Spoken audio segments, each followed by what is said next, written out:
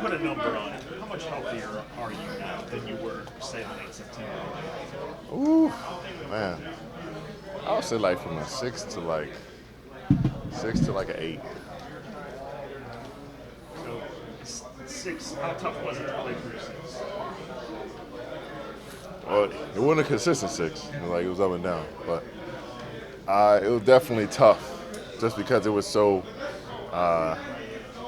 inconsistent. From play to play, from day to day.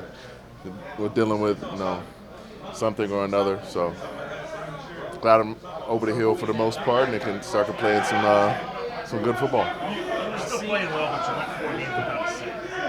Does that eat at you? Absolutely.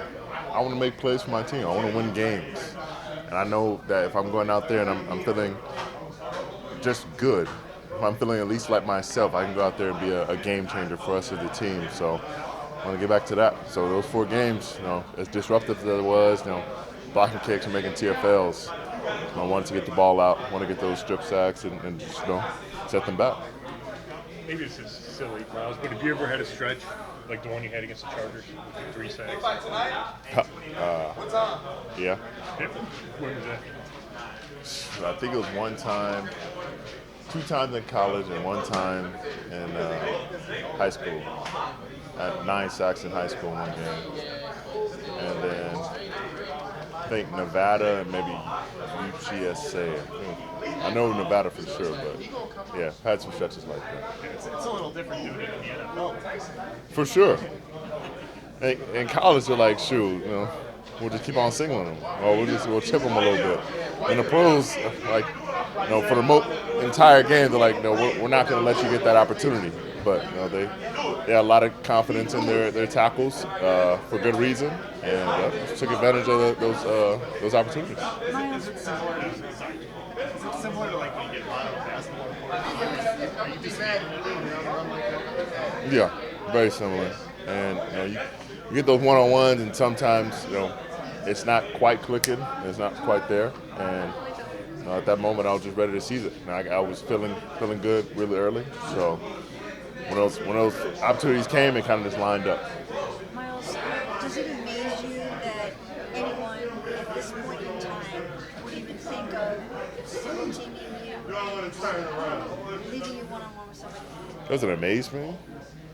I'm gonna say it amazes me. You have I want to say a lot. If you have a solid amount of really good tackles, who are athletic, great with their hands, good feet, and can do a great job on most guys in the league. And I feel like there are some outliers on defense and outliers on offense, and I feel like I'm one of those. So I know I'll get a little bit less singles than most other guys, but when I do, I'm gonna make the most of it. When you have a game like that, what do you hear from not just your teammates, but maybe some of your colleagues around the league when they're watching you do something? True. A couple of them thought I was going to break the record, so gotta live up to that next time. Gotta keep that going for the whole game. But after that little stretch, they made sure to go back to the status quo and try to take me out. I think this is the first time we've talked to you since Darius was traded. Say it again? I think this is the first time we've talked to you since Darius was traded to Detroit. Just what type of impact does that have on you, and what are your thoughts on, like Isaiah and some of the other guys that are going to be asked to kind of try and fill that role? Well, first, I like to say I've never seen a man smile so much going to a new place. My man was cheesing from ear to ear when he was on TV. But happy to see him feeling good, feeling like himself, and being positive. As far as the guys we have here, I have a lot of confidence. Isaiah's been studying behind us, Obo, and watching us and developing on his own and coming into his own. So we're glad to see him out there and getting those chances to develop into the player we know he can. And Obo's he's been consistent since he's been here. He's been a threat. And he's been that 6-man really off the bench, and now he's really going to get an opportunity to show what he can really do on a more consistent basis. Kevin just told us that Mike Hall suffered a significant knee injury yesterday in practice, and that he might land on IR. So just wondering, how disappointing is it to see him go down like that, and how well was he coming along? I mean, it's tough. It's been a rough year for him, and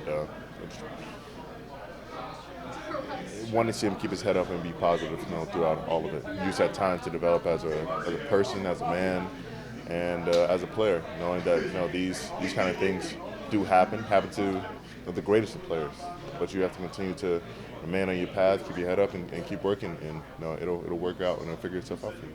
Myles, just with those two guys, plus you guys had already lost Alex Wright for the year, like how do you feel more broadly about the depth that you have on the D-line, knowing Jim likes to spell you guys and rotate you guys so much?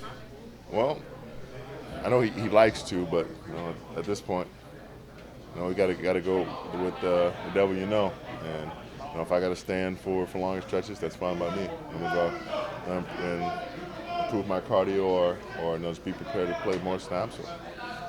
I'm gonna do what I got to do, but we gotta find a way to win. How much of a headache does Alvin Kamara present to you guys, and how Jim Schwartz mentioned yesterday he's kind of in a little bit of a league of his own in the fact that he's catching out of the backfield as well as he's running. I wouldn't say he's in a league of his own in that department, because we got C-Mac, and both of those guys are similar in their roles, being so integral to their offenses and being just very dynamic. So I think he's a very special player, and I won't take that away from him. But we just got to be aware of him where he's at, at all times. He can run the ball, he can throw the ball, he can catch the ball, he can do pretty much anything on the opposite side. So someone has to be accounted for him every time he steps on the field. What about Taysom Hill? He just feels so much different than pretty much everybody else in the league. Is that how you view him? And when he's back there, do you still look at him as a quarterback? No, he's whatever he chooses to do. Fullback, tight end, wide receiver, quarterback. I mean, man, he's also very dynamic. It looks different, but he can play just about any position on the field. So I have to be aware of him. He's going to be physical. He's crafty. He's smart, and he's more athletic than you give him credit for. But he can move, and he's strong. So they're not afraid to line him up. Facing a DN or running through the gap and trying to bowl over a middle linebacker. So we've got to be prepared. Lincoln, your former teammate Eric McCoy is supposed to be here. And what does he do to help them bolster their, improve their offensive line across the board? Well, he's really damn good. That helps. I mean, he's smart. He's consistent, and he's vocal with his communication. And he makes it a lot easier for the guys around him. Myles, you talked about how you're feeling. You've been pretty candid about just the injury you've been dealing with the season in general. Is it something where those kind of, like the feet injury especially, kind of healed itself a little bit, or is it something you might still have to address this offseason? A bit of both. Things are getting better, but still something to address in the offseason. So I'm not looking too far into the future with all that. We got a game coming up here soon, but that is further down the road. The bye week, kind of getting off your feet for a little bit, aid with that process a little bit more? Definitely. Taking some time off, using it for recovery, and just being away for a little bit. It definitely helps a little bit. Myles, Joe Woods has taken over play calling for the Saints defense. I know you were pretty supportive of Joe when he was here, when we were always asking you about him. What can you expect from, or what can your offense, I guess, expect from the Joe Woods defense, and what were your thoughts on him? I mean, I don't know how he's running things down there, so I can't really speak on what they should expect. But I know he'll have his guys ready to play, and they'll be very, very informed on what we do well and what they can attack. So just be on the P's and Q's and don't be surprised by anything. When Jim was talking about the lack of turnovers, the takeaways that the defense has created, especially interceptions, he also said that's not only a secondary, that if the pressure rate is better and you force guys into mistakes, so quarterbacks into mistakes. So do you guys as a group take some of that responsibility for maybe the lack of interceptions you guys? Well, I think we're pretty damn good up front, but if he wants takeaways, we can get him in other ways. So, if I got to start dropping back and catching picks myself, we'll figure it out. But we're going to start taking the ball away. How much longer can the Cavs streak go? I mean, I haven't seen anyone can stop him yet, so I think as long as they wanted to.